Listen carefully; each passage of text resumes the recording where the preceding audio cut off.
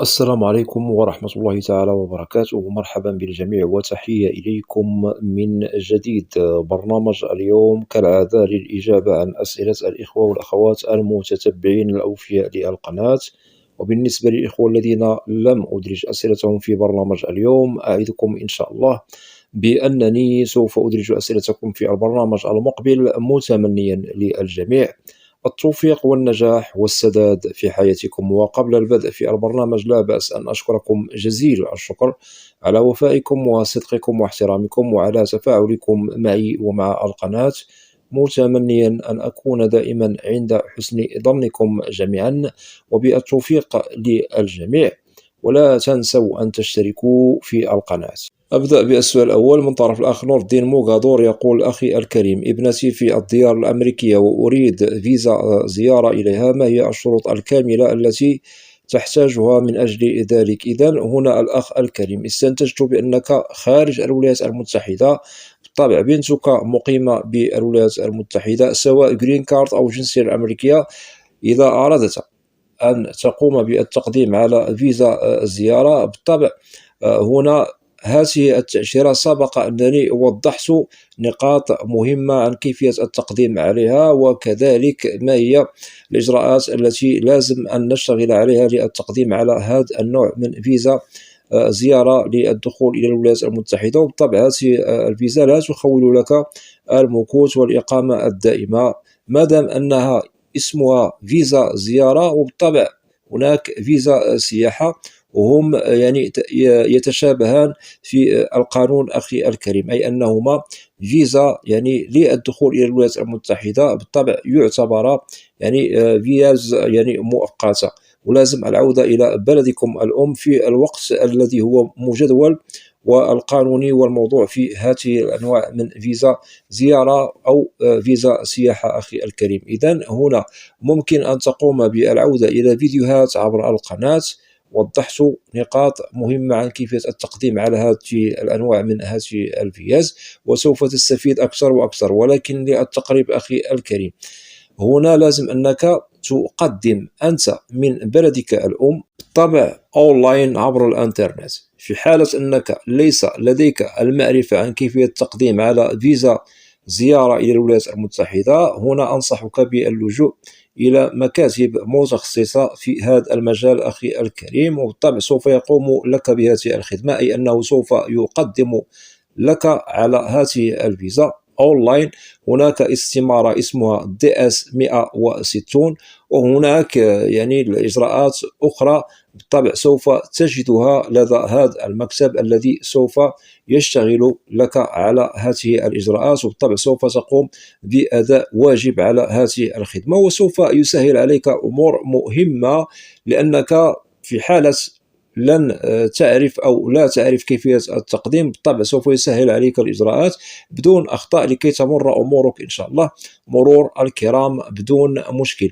وبالطبع لازم أن تتوفر فيك الشروط مكتملة، مثلا تشتغل لديك روابط في بلدك الأم. في حالة أنك لا تشتغل، مثلا نفرض حاليا أنت متقاعد، لديك حساب بنكي، لديك مسكن، المهم هو أن نجد بأنه لديك روابط مهمة، وهذه الروابط سبق أن وضحناها، مثلا حساب بنكي، شهادة عمل، أو أنك مثلا متقاعد، إثبات الدخل أخي الكريم، أو لديك مثلا مسكن في ملكك، أو أنك مستأجر سكن. هذه الروابط تثبت بأنك لديك عودة لبلدك الأم.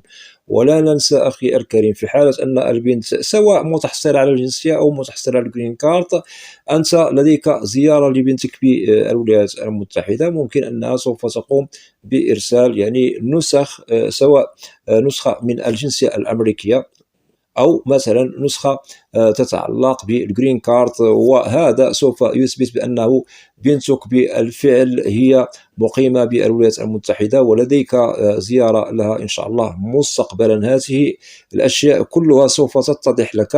أنا نصحتك لكي ترجع إلى مكتب متخصص، وسوف يوضح لك نقاط مهمة، لأنه إذا أردت أن أسرد عليك جميع الإجراءات التي سوف تمر بها من الأول إلى الأخير إلى أن تتحصل على فيزا زيارة إلى الولايات المتحدة، فلازم أخي الكريم الإجابة أن نجدها طويلة، وبالطبع هناك إخوة ينتظرون الإجابة عن أسئلتهم. أتمنى أن تتفهم الأمر. إذن الأخ الكريم، ليس هناك من مشكل، روابط مهمة تربطك ببلدك الأم، أي أنك سوف تدخل إلى الولايات المتحدة بهذه الفيزا، أي فيزا زيارة، ولازم بالطبع أن تعود في الوقت المحدد لك لبلدك الأم. الروابط مهمة كإثباتات يوم الموعد والمقابلة، وبالطبع البنت إذا كانت لديها الجنسية الأمريكية ترسل لك نسخة من الجنسية الأمريكية. في حالة لديها الجرين كارد هذا لا يمنع، كذلك ممكن أن ترسل نسخة من الجرين كارد، ليس بالمشكل أخي الكريم.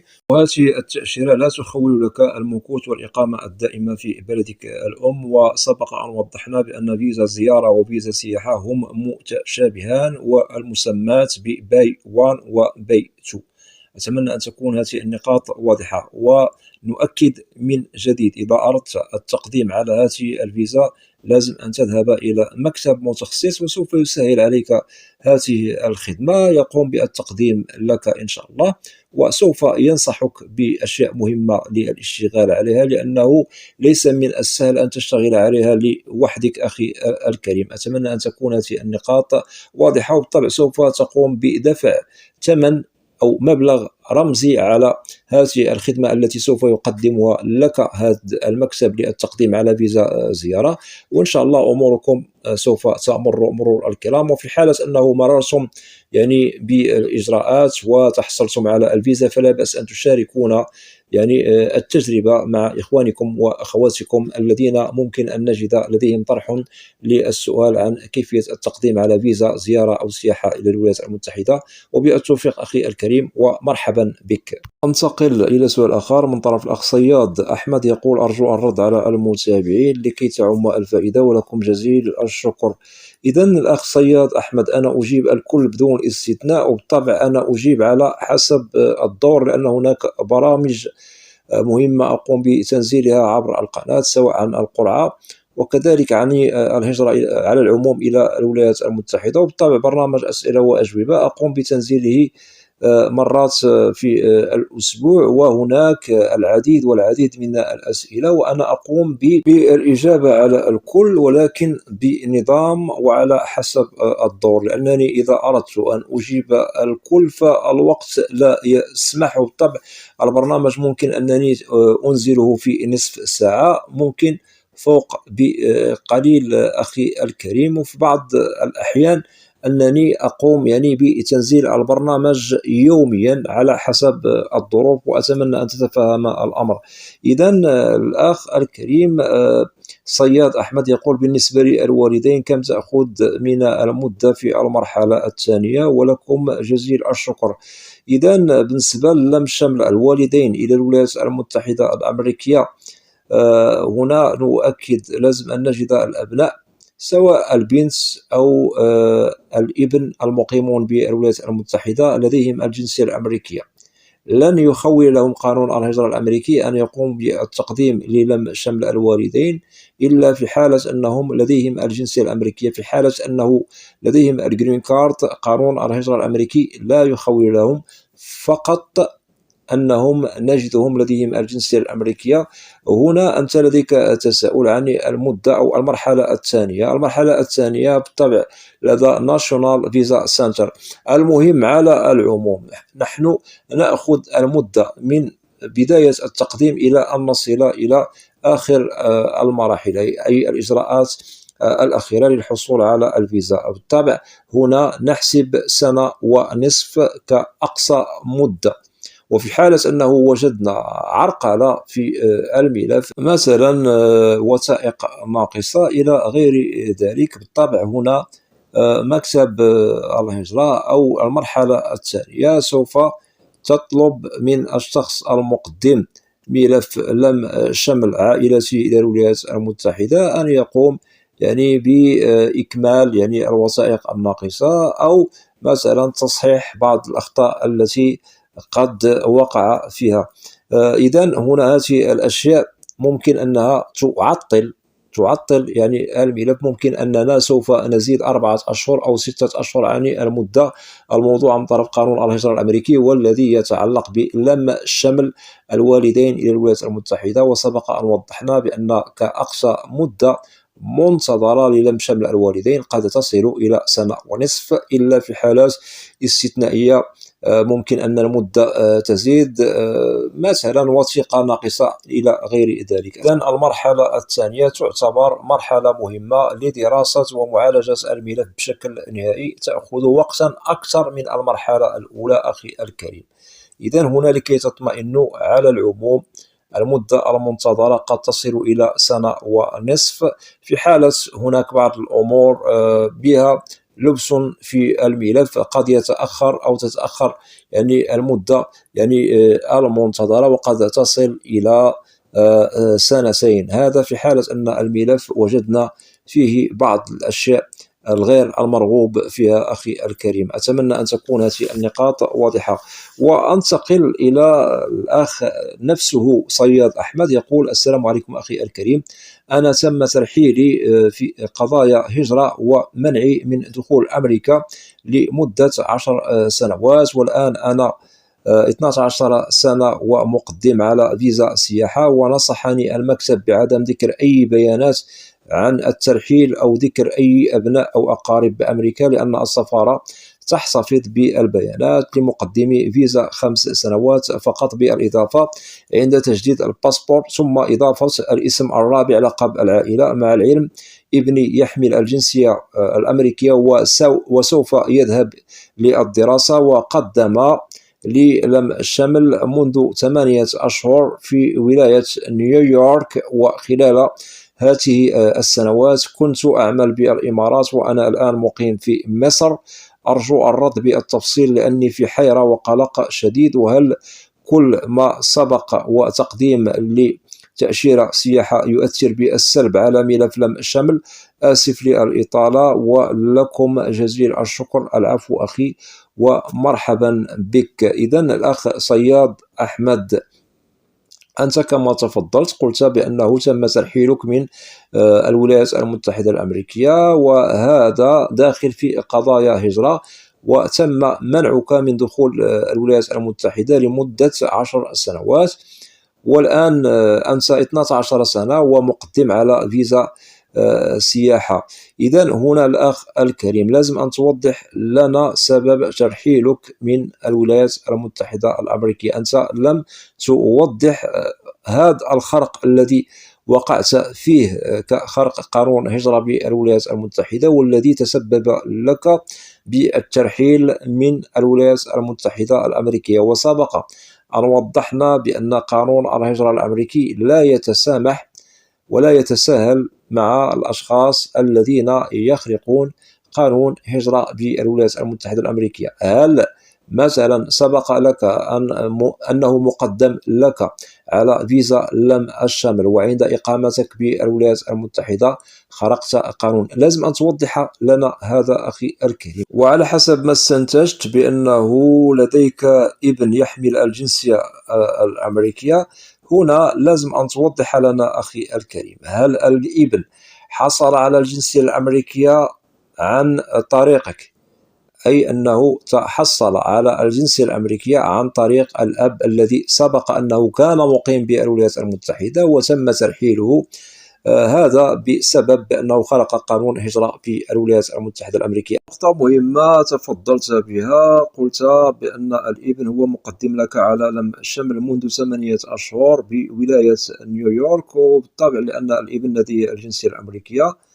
وكما تفضلت حاليا أنت تعمل أو تشتغل بدولة الإمارات العربية المتحدة، والآن أنت مقيم في مصر، ولديك حيرة وقلق فيما يتعلق بتقديمك على تأشيرات سياحة، هل تؤثر بالسلب على ملف لم الشمل؟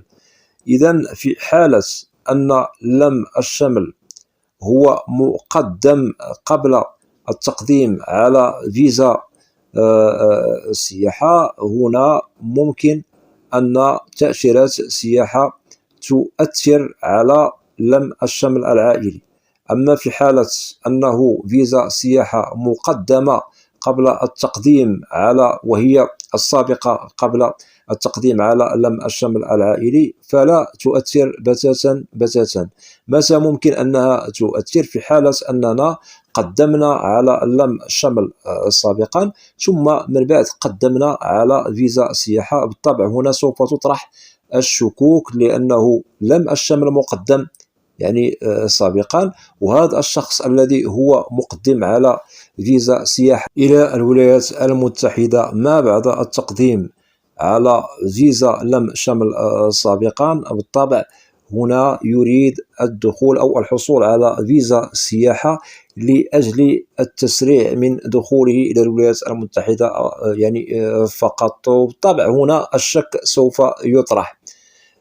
لو أنه هذا الشخص وجدناه بأنه مقدم على تأشيرة سياحة قبل التقديم على لم الشمل، فلن تؤثر فيزا سياحة على ملف لم الشمل، وممكن أن الأمور تمر مرور الكرام. إذا الأخ الكريم وضحنا لك هذه النقاط المهمة.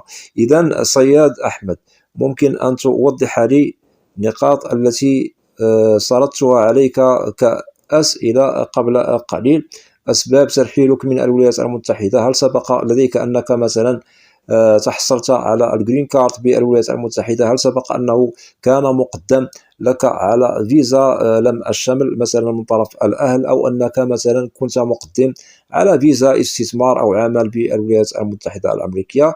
كذلك نقطة مهمة عن المكتب الذي نصحك وقال لك لا تقوم بذكر البيانات عن الترحيل أو ذكر أبناء أو أقارب بأمريكا لدى السفارة الأمريكية إلى غير ذلك. أخي الكريم، اعلم علم اليقين، في حالة أننا نكذب فيما يتعلق بالتقديم على فيزا لم شمل أو فيزا لغير الهجرة إلى الولايات المتحدة، سواء زيارة، دراسة، إلى غير ذلك، أخي الكريم، اعلم في حالة أنه لم نقم بوضع البيانات بصدق، فإننا سوف نقع في المحظور، لأن السفارة الأمريكية أو القنصل أو مثلا ضابط الهجرة يوم الموعد والمقابلة عندما ندلي بملفنا يعرفون كل صغيرة وكبيرة، ويعرفون الأسماء بالتفصيل. أخي الكريم، لأن الاسم الذي قدم مثلا سابقا على لم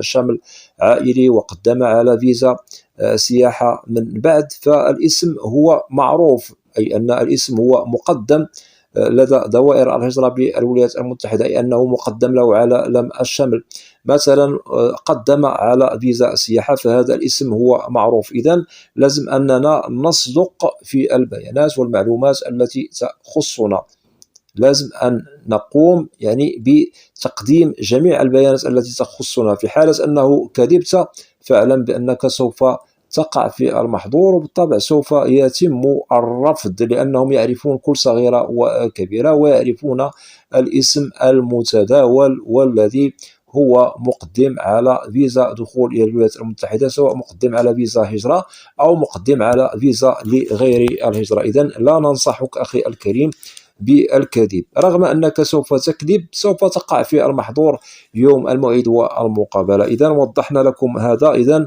الأخ صياد أحمد، ممكن أن توضح لي نقاط مهمة عن سبب ترحيلك من الولايات المتحدة، وكذلك ممكن أن توضح لي نقاط مهمة هي ما وراء الستار ولكن لازم توضيحها، وإن شاء الله ممكن أنني سوف أسهل عليك أشياء تشتغل عليها مستقبلا لكي تتم أمورك بخير وسلام.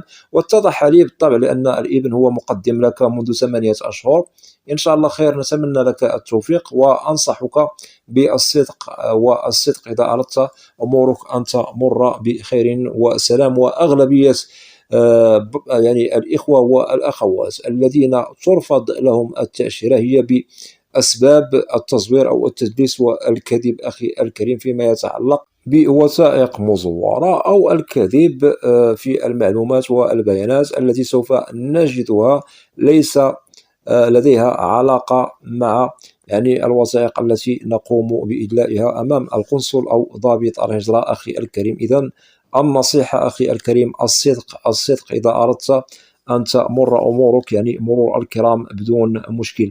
أتمنى الأخ سيد أحمد أن يكون أو تكون الإجابة واضحة، ومرحبا بك. أنتقل إلى أخ يقول: هل يمكن أن أذهب إلى أمريكا عن طريق كفيل أو ضامن؟ إذن الأخ الكريم، ممكن أن ندخل إلى الولايات المتحدة عن طريق كفيل أو ضامن، ولكن بالطبع الكفيل أو الضامن تسبقه إجراءات لازم القيام بها. بالطبع كل من يريد الهجرة أو الدخول إلى الولايات المتحدة الأمريكية بشكل قانوني، ومثلا يتحصل على الإقامة الدائمة بالولايات المتحدة، بالطبع هنا لازم أن يقدم على فيزا للدخول إلى الولايات المتحدة، وسوف نسميها بفيزا هجرة، سواء نقدم مثلا على القرعة الأمريكية وفي حالة أننا أتممنا الإجراءات، بالطبع هنا سوف يطلب منك الضامن. في حالة أنك مثلا فائز سوف يطلب منك الضامن، ليس بالمشكل، وسوف تدخل إلى الولايات المتحدة بشكل قانوني وتحصل على الجرين كارد. ممكن مثلا مقدمة لك الزوجة على الدخول إلى الولايات المتحدة الأمريكية كذلك، هنا سوف نجد بأن الزوجة سوف تكفلك بلم شملك إلى الولايات المتحدة. وكذلك ممكن التقديم لك عن طريق الوالد أو الأم أو الأخت أو الأخ بالولايات المتحدة، هؤلاء يعتبروا ككفيل أو ضامن بالولايات المتحدة. وفي حالة مثلا وجدنا الضامن مثلا الأب أو الأم ليس لديهم القدرة لكي يضمنوك للدخول إلى الولايات المتحدة، ممكن أن يستعينوا بالسبونسر لكي تتم إجراءات التقديم لك على لم الشمل بخير وسلام، وتدخل للحصول على الجرين كارد بالولايات المتحدة، أي الإقامة الدائمة. إذن هنا الأخ الكريم سبق أن وضحنا أنه لازم أن نقدم على فيزا هجرة للدخول إلى الولايات المتحدة، وهذا تسبق إجراءات، والضامن هو الذي سوف يكفل دخولك إلى الولايات المتحدة بشكل قانوني. أخي الكريم، بالطبع أنواع فيز الدخول بشكل قانوني ونسميها بفيزا هجرة، وهي مختلفة أخي الكريم، وممكن أن توضح لي نوع التأشيرة التي تريد التقديم عليها، وإن شاء الله سوف أجيبك في البرنامج المقبل وبالتوفيق. أنتقل إلى سؤال آخر من طرف هابي يقول: هل مرض الهاربس يمنع السفر إلى أمريكا لم الشمل؟ إذن هنا سبق أن وضحنا بأنه هناك أسماء أمراض مسمات موضوعة من طرف وزارة الخارجية الأمريكية عبر موقعها الرسمي، وهي مجدولة، من ضمنها الأمراض يعني شديدة الخطورة، والأمراض التي سوف نجدها يعني ليست بالخطيرة. رغم هذا الأمراض التي هي مسمات بالخطيرة أو الأقل من الخطيرة، بالطبع هي لا تسمح لحاملها بالدخول إلى الولايات المتحدة، لأنها ممنوعة من الدخول إلى أمريكا. وفي حالة أننا وجدنا هذا الشخص المقدم على فيزا هجرة إلى الولايات المتحدة حامل لمرض من ضمن هذه الأمراض، فلا يسمح له بالدخول إلى الولايات المتحدة. أما بالنسبة للمرض الذي تفضلتم به في سؤالكم، مرض هيربس، هذا المرض ما دام أنه ليس موضوعا ومجدولا من ضمن الأمراض الممنوعة من الدخول إلى الولايات المتحدة، فهذا لا يمنع، وإن شاء الله خير. ممكن أموركم تمر مرور الكرام، وبالطبع ممكن أنكم توضحوا نوع التأشيرة التي أنتم مقدمون عليها، وبالتوفيق ومرحبا بك. انتقل الأخ شعيبي محمد يقول: قريبا إن شاء الله، شهرين وبعض الأيام. شكرا على هذه المعلومات القيمة المضافة والمفيدة. ولدي سؤال أخي الحبيب أرجو الجواب عليه، وهو: هل ضروري ورقة الرصيد البنكي في المقابلة، إضافة إلى إشكالية المستضيف بالنسبة للذين لا يعرفون أي شخص يعني مقيم أو يسكن بأمريكا؟ إذن الأخ شعيبي محمد، نتمنى لكم التوفيق. هل أنت هو المعني بالدخول إلى الولايات المتحدة عن طريق القرعة الأمريكية؟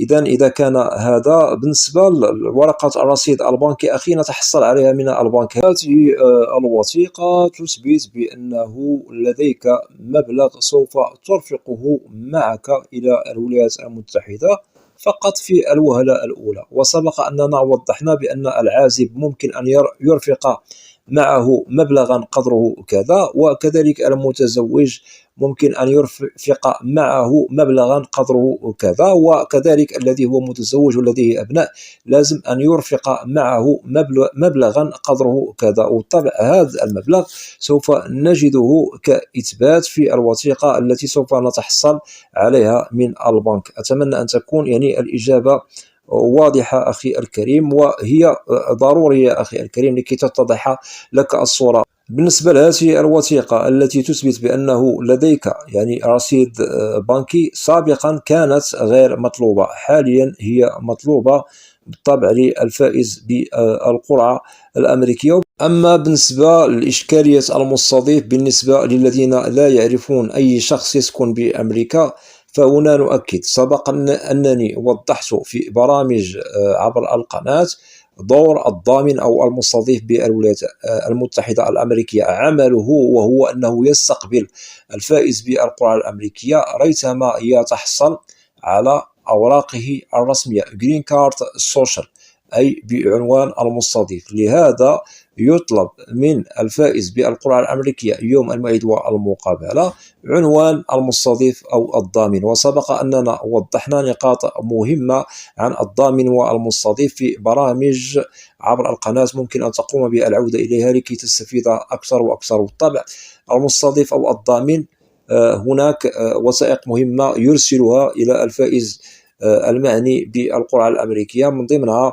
هناك فورم I 134 يقوم بإرسالها بالطبع للفائز هذا قبل يعني الموعد والمقابلة، وسوف نجد فيها عنوانه وبيانات المستضيف بالولايات المتحدة. وهناك فورم 2W كذلك، هذه استمارة يقوم يعني بإرسالها إلى الفائز المعني بالمقابلة، هذا قبل المقابلة بالطبع. وهناك استمارة أو فورم 1040، هذا يتعلق بأدائه للضرائب إلى الحكومة الأمريكية. هذه الوثائق بالطبع سوف تطلب من الفائز يوم الموعد والمقابلة. لهذا ننصح كل فائز بالقرعة لازم أن يشتغل على هذه الإجراءات قبل الموعد والمقابلة عن بعد لكي تتم أموره بخير وسلام.